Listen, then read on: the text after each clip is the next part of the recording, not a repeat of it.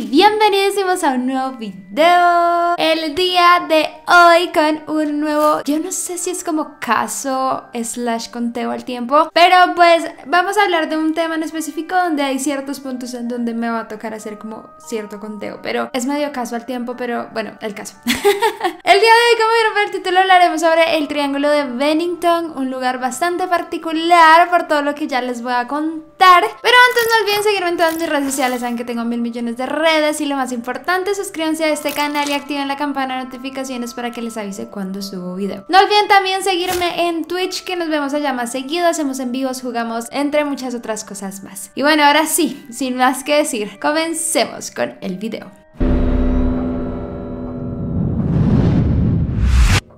El misterio del Triángulo de Bennington.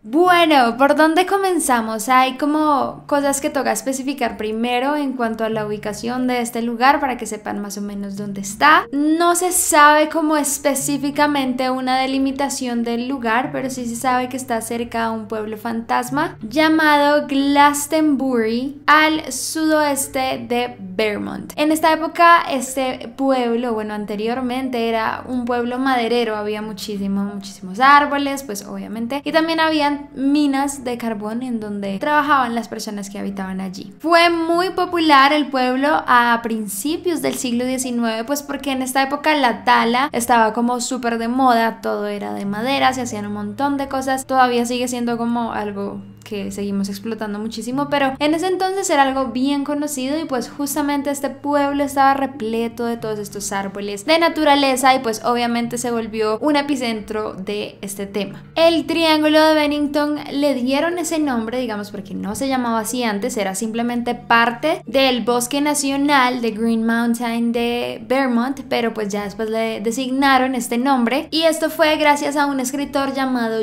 Joseph Citro. Él lo denominó así en una transmisión de radio pública en el año de 1992, pues tenía varias similitudes con triángulos conocidos en otras partes del mundo, también cosas misteriosas, y pues también estaba muy cerca y tenía cosas similares a Bennington. Sin embargo, se comenzó a popularizar mucho la historia de este lugar, la gente comenzó a conocer mucho más a Bennington. Con esto me refiero al programa radial y por unos libros que salieron, entre esos uno llamado Shadow Child, en donde se describen los hechos que ocurrieron en este lugar. ¿Qué pasó exactamente? Desde los años 20 más o menos del siglo pasado, la gente comenzó a hablar de este lugar más de lo normal, como que comenzaron a ocurrir ciertos eventos y ciertas cosas inusuales que comenzaron a preocupar y como a marcar la vida de este pueblo y de esta zona en específico. Ya fue específicamente entre 1945 y 1950, en los meses entre octubre y diciembre, que ocurrieron varias desapariciones que hicieron que este lugar tomara mucha más popularidad. Y digamos que lo interesante de todo este tema es que no se lograron encontrar muchas cosas sobre estos casos, nunca hallaron cuerpos y simplemente fue como que las personas se desvanecieron por completo en este lugar. ¿Cómo comienza todo? Se dice más o menos que en el año de 1867 fue cuando comenzó todos estos eventos que digamos que alarmaron mucho a la población del lugar. Decían que había un hombre salvaje por esta época viviendo en una cueva en las montañas del lugar. Antes, como les digo, no se llamaba Triángulo de Bennington, sino simplemente eran las montañas de Glastonbury. Y muchas personas decían que era un hombre misterioso que salía a atemorizar y a acechar a las mujeres. Dicen que cuando salía era un hombre grande, como lleno de pelo, como todo cubierto, y de repente en alguna ocasión salió y se quitó por completo, era como una especie de traje hecho con la piel de algún animal y estaba completamente desnudo, y en ese momento comenzó a acechar un montón de gente, agitaba la pistola, amenazaba a todo el mundo. Entonces como que esto fue algo para la gente supremamente aterrador, y ya después él volvió a su cueva y dicen que no lo volvieron a ver, pero dicen que él, que lo llamaban el hombre salvaje de Glastonbury, como que inició con una serie de eventos extraños extraños que comenzaron a ocurrir en el lugar. Y dicen que el primer evento así como más loco ocurrió en 1892. Como les digo, este era un pueblo donde vivían solo las familias de los taladores y de las personas que trabajaban en las minas. Era como centrado en ese tipo de productividad. Y en 1892 dicen que ocurrió un grave accidente. Un hombre llamado Henry McDowell era uno de estos trabajadores. Este hombre salió del trabajo con sus amigos, estuvieron un rato hablando, pues molestando, y obviamente bebieron licor. Dicen que las cosas como que se descontrolaron en algún punto. Este hombre bebió más de lo normal junto a todos ellos y en algún momento entró en una discusión con uno de sus amigos llamado John Crowley. Este hombre, como durante todo ese momento de ataque y de locura de ira con el hombre, tomó una piedra y lo golpeó en la cabeza, matándolo instantáneamente. Obviamente esto fue algo supremamente choqueante para todos. Él en ese momento como que fue consciente de lo que hizo y salió huyendo. Dicen que intentó tomar un tren a Canadá, sin embargo después me imagino que se arrepintió, como que entró en razón y decidió entregarse. En ese momento, cuando le estaba haciendo las confesiones a la policía de por qué había hecho esto, él dijo que comenzó a escuchar unas voces en su cabeza que le dijeron que lo matara, prácticamente como que lo obligaron a hacer eso, y que ya le había pasado en algunas ocasiones que había escuchado voces en su cabeza. La policía tomó la determinación no de encerrarlo en la cárcel, sino de llevarlo al asilo, llamado el asilo estatal de Vermont. Sin embargo, este hombre como que no iba a dejar las cosas así. Él sí se fue al asilo, como que trató de cumplir con la condena, pero pues no duró mucho tiempo encerrado. Logró escapar de este asilo y hay como varias versiones. Algunas personas dicen que él solo logró subir a un tren que cargaba carbón, se fue allí escondido y pues nunca volvió a aparecer, pero la que más fuerza toma es que este hombre salió en dirección a las montañas de Glastonbury y no fue vuelto a ver nunca más en la vida. Y allí comienzan muchas leyendas. Él nunca encontraron su cuerpo, nunca se supo qué pasó, y comenzaron a circular muchos cuentos e historias que antes habían hablado los habitantes del pueblo. Hay gente que decía que en alguna ocasión un doctor de este pueblo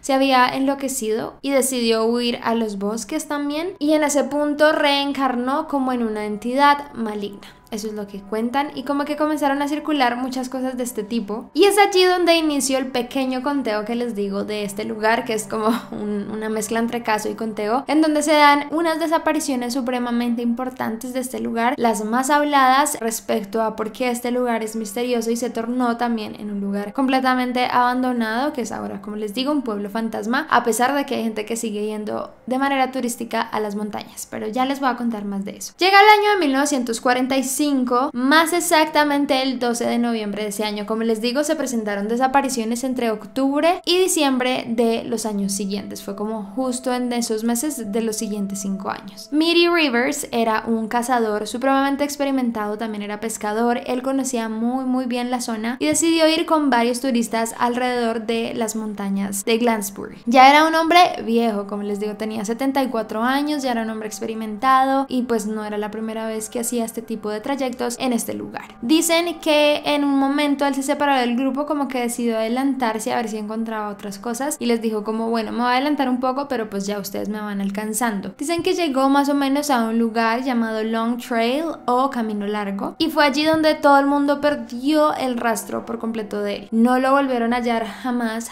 no saben absolutamente nada de lo que ocurrió, pero fue en cuestión de pocos minutos que todo esto ocurrió. Obviamente comenzaron a buscarlo muchísimo esa misma tarde las personas que estaban con él, como que hicieron una búsqueda. También llamaron a la policía después para que hiciera como una ronda por el lugar, y lo hicieron, pero no encontraron nada. Lo único que hallaron fue un cartucho de su rifle. Dicen que probablemente lo que ocurrió fue que como encontraron el cartucho del rifle cerca a una orilla de un río que había, lo más seguro es que por alguna razón él se haya inclinado a recogerlo y la corriente de agua pudo con él y se lo llevó. Sin embargo, nunca tampoco encontraron el cuerpo en donde desembocaba este lugar, entonces fue algo muy particular. Y en ese momento como que también dijeron, bueno, vamos a esperar, este hombre es súper experimentado, obviamente va a llegar en algún momento al pueblo otra vez, pero eso nunca pasó. O sea, El hombre no volvió a aparecer y se dice que entre 300 lugareños y personal del ejército fueron a buscarlo, pero nunca hubo un resultado. Llega así el 1 de diciembre del siguiente año, 1946. Pasó un año casi entero desde la desaparición de este hombre y se vuelve a presentar un hecho completamente inusual en el lugar. En este caso de una chica llamada Paula Weldon. Esta chica era una estudiante de 18 años que decidió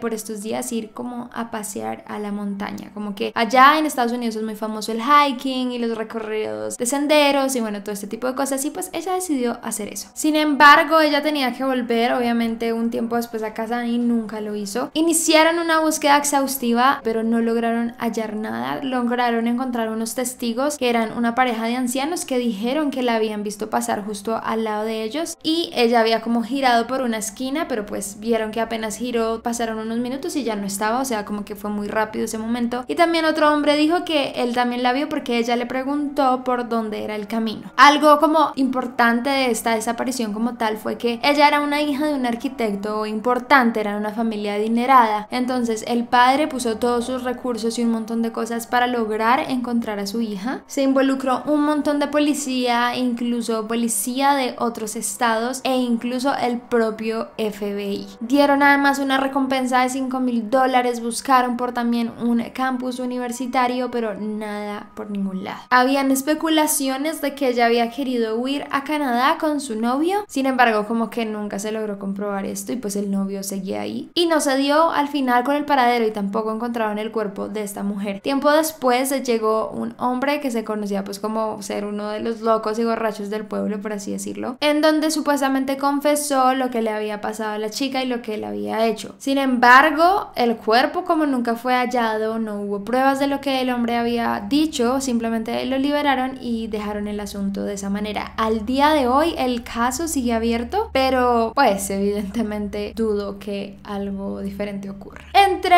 ese tiempo y la siguiente desaparición hay rumores de que 3 cazadores desaparecieron también. Sin embargo, ese es el único que como que no pude confirmar si es real o no, entonces por eso solo lo menciono y pues no hay muchos detalles de lo que supuestamente les pasó, pero según cuentan 3 cazadores se perdieron también por estos años. Llega así el 1 de diciembre de 1949 la siguiente desaparición de un hombre llamado James E. Tedford. Digamos que esta es como, según cuentan, la desaparición más enigmática e increíble del Triángulo de Bennington. Sí es bastante curiosa, como que tengo muchas dudas al respecto, pero es bien complicado encontrar la información. No hay casi información de por sí en ninguno de estos casos, como detallada específicamente. Este era un hombre que se hospedaba en el asilo de ancianos, esa era como su hogar, la familia lo había dejado allí, pero pues tenían perfecta relación y él venía justamente de vuelta al asilo de visitar a su familia, de haber pasado unas horas con ellos. Él venía en el autobús que iba en dirección al asilo y ahí fue donde ocurrió la desaparición. Nadie se explica qué pasó, pues en la penúltima parada el bus se detuvo, bajó bastante gente y él vio que la única persona que quedaba en el bus era él. Entonces él siguió andando y pues ya supuso que en la última parada se bajaría. No volvió a parar el bus, sin embargo cuando llegó el chofer vio que ya el hombre no estaba y nunca entendió qué fue lo que pasó. Lo único que encontraron fue en el asiento del hombre su equipaje y un folleto abierto con el horario de los buses. Digamos que había algo curioso que también había ocurrido, según encontré, no sé si es real o no, pero su esposa también había desaparecido meses antes en una ida al supermercado. Había ido por unas compras y nunca más volvió a aparecer. Dicen que él hizo su respectiva denuncia, la policía nunca le hizo caso y muchos pensaron que como ella tenía 18 años menos que él, lo más seguro es que haya huido y haya formado una vida diferente. No se encontró tampoco ningún cuerpo, ningún absoluto rastro de este hombre y no se sabe dónde pudo estar.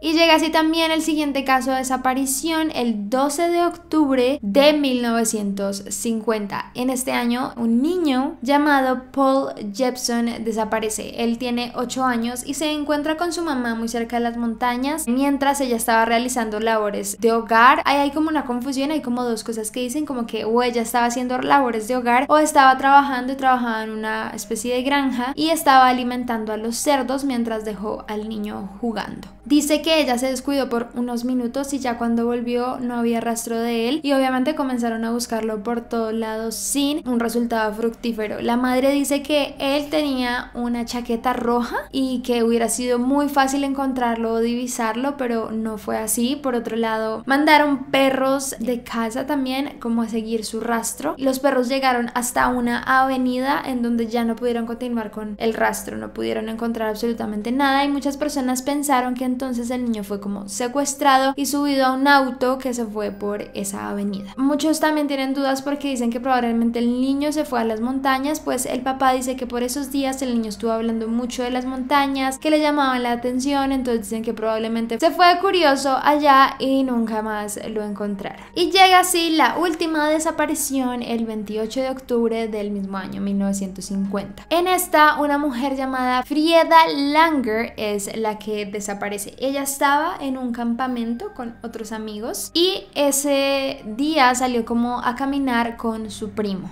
En algún momento de la caminata ella tropezó y cayó en un lugar repleto de agua, así que quedó completamente empapada, y ella le dijo al primo: mira, espérame acá, voy rápido al campamento, me cambio y vuelvo. Sin embargo, ella jamás volvió, él se quedó esperándola un montón y fue de vuelta al campamento y le dijeron: no, acá ella tampoco ha venido. Entonces ni siquiera llegó al campamento y ya estaba desaparecida. Obviamente se hizo su respectiva búsqueda por cielo, tierra y agua y no encontraron absolutamente nada. Pero acá es donde esto es bastante curioso y es diferente de los otros casos. Este es el único caso en el que logran hallar el cuerpo sin vida de la mujer, pero 7 meses después. Fue muy curioso porque obviamente ellos hicieron una revisión exhaustiva en el lugar donde la encontraron después, 7 meses antes, pero no había pasado nada. Y pues nadie entiende bien cómo 7 meses después está allí en este lugar que habían revisado sin vida. Digamos que lo complicado de esto fue que el cuerpo estaba en un estado de descomposición terrible, o sea, no pudieron hacer absolutamente nada, ni siquiera la autopsia pudo arrojar la causa de muerte. Y allí digamos que terminan las desapariciones. Hay gente que dice que todavía ocurren cosas bastante extrañas en este lugar, pero tal vez hay muchas que ocultan, dicen, como para que la gente no coja mucho miedo de ir a este lugar y no volver. Surgen así entonces un montón de teorías de lo que pasa, como entonces, ¿qué hay en este lugar? ¿Por qué desaparece la gente? ¿Qué está ocurriendo, por así decirlo? Valga decir que este lugar, desde que comenzó a existir, como desde que existía el pueblo como tal, dicen que era un pueblo que reportaba bastantes cosas extrañas, que había gente que veía luces extrañas en el cielo, a veces se expedían olores bastante fétidos y horribles de las montañas, e incluso se escuchaban muchos sonidos que no tenían explicación. Pero ya entro como tal a esas teorías más paranormales. Por ahora pongamos unas un poco más racionales. La primera de ellas habla sobre un gato montés que vivía en esta zona. Muchas personas piensan que era un gato salvaje y en algún momento estas personas se cruzaron con este ser que pues termina obviamente atacándolos y comiendo por completo sus cuerpos. Sin embargo, las personas comenzaron a hacer investigaciones científicas y descubrieron que hacía ya mucho tiempo estaba extinto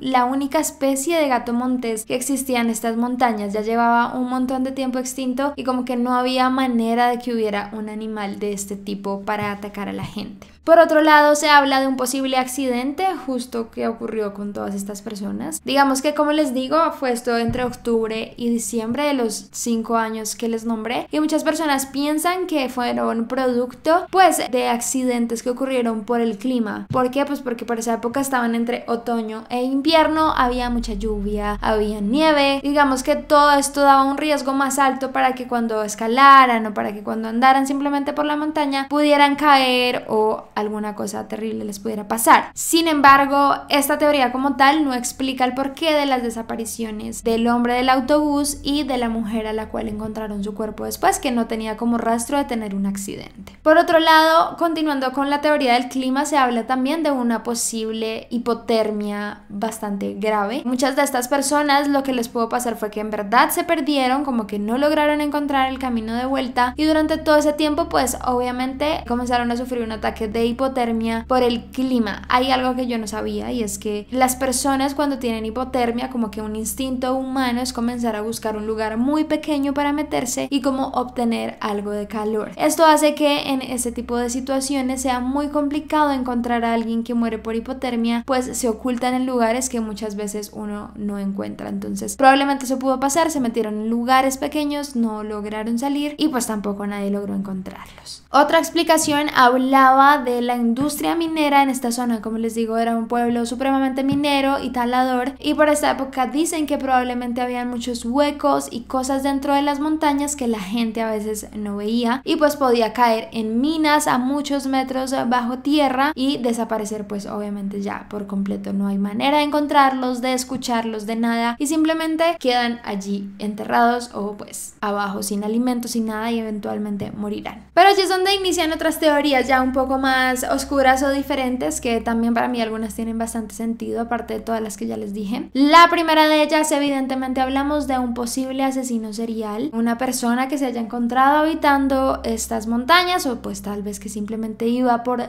días o por momentos y encontraba a estas víctimas y simplemente las asesinaba, desaparecía por completo sus cuerpos y ya. Sin embargo, ahí dicen que hay una inconsistencia muy grande, y es que si fuera un asesino serial no tendría como este rango de edades y géneros tan marcados de manera diferente, o sea, porque habían personas muy ancianas, gente muy joven, habían niños, entonces como que no encajaría con el perfil de una persona que sea asesina serial. Pero pues para mí, yo siento que un psicópata sí podría matar personas de cualquier edad, o sea, puede que haya sido algo que ocurrió. La siguiente teoría habla sobre indígenas. Me parece bastante interesante porque esta zona, especialmente la zona montañosa, decían que era una zona de algunos cementerios indígenas, pero era algo muy curioso porque en la época ya bastante antigua, por así decirlo, dicen que los indígenas nunca quisieron vivir en esta zona como tal, sino que la adaptaron como un cementerio. ¿Por qué? Porque ellos decían que este lugar estaba maldito, que habían cosas que no eran normales en este lugar, por así decirlo. Incluso decían que había una roca específica que se tragaba a la gente, como que si alguien llegaba a encontrar esa roca, se llegaba a sentar o a hacer algo en esa roca, se la chupaba a la persona y no la volverían a ver. Eso es una leyenda indígena. Entonces me parece bastante interesante esa teoría, y además de que Vermont, o bueno, este lugar en específico, es un lugar que científicamente confluyen 4 vientos diferentes, como ráfagas de vientos de diferentes direcciones, e incluso hay algo bien particular, y es que las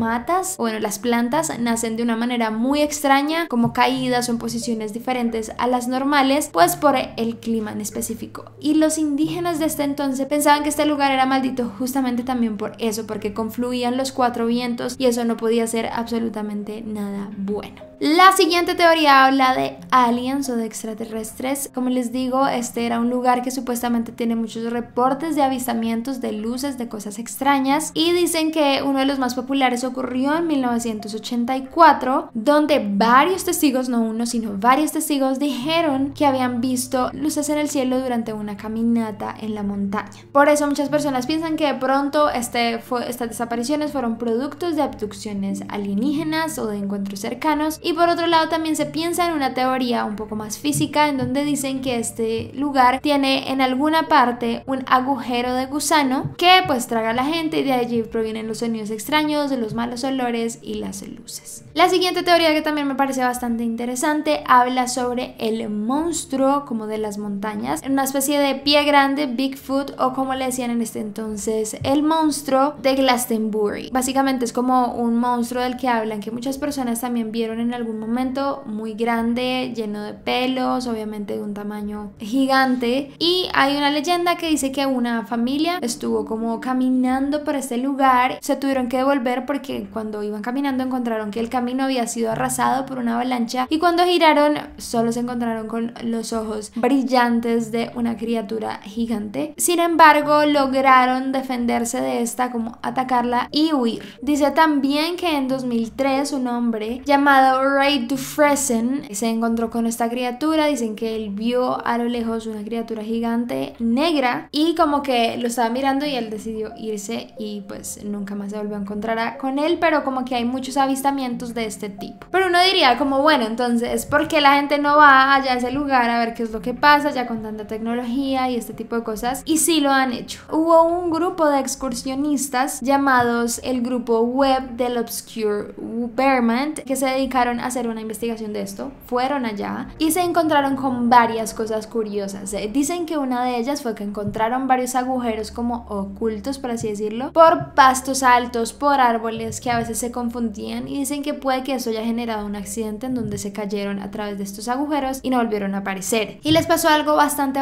curioso, y es que estaban caminando normal, era un día soleado, precioso, y de repente en cuestión de minutos el clima cambió de la nada. Comenzó dizque una tormenta torrencial, ellos terminaron empapados, obviamente todo se volvió mucho más resbaloso, peligroso, y tuvieron que quedarse esperando ahí un tiempo. Ya después lograron volver a tierra y lo que descubrieron fue bastante curioso, porque cuando llegaron afuera de las montañas descubrieron que estaba completamente seco. Es decir, la tormenta solo había ocurrido en esta zona montañosa, ningún otro lugar más. Incluso le preguntaron a los pobladores si eso y ellos dijeron no, acá no ha llovido, no ha habido nada, y eso fue bastante interesante. Y dicen que después en 2008 un profesor llamado Robert Singley también se fue allá como excursión. Él dejó su carro parqueado en un lugar especial y como que se aprendió todo el sendero, ya sabía cómo volver, y cuando estaba volviendo descubrió que se había metido por un camino que no era, a pesar de que él estaba 100% seguro de que esa era la manera de llegar a su auto. Dice que de repente comenzó a haber una niebla muy densa que no lo dejó caminar más, así que comenzó a recolectar algo de palos para hacer una fogata. Se encontró con la sorpresa que no podía hallar palos, sino que todo lo que cogía del piso eran huesos de animales. Obviamente yo me hubiera mega asustado, pero no sé cómo el hombre no se asustó, logró encontrar ya un poco de madera, hizo la fogata y al otro día se dio cuenta que estaba más cerca al automóvil de lo que pensaba, logró salir de ahí y pues contar esta historia. Como les digo, el pueblo quedó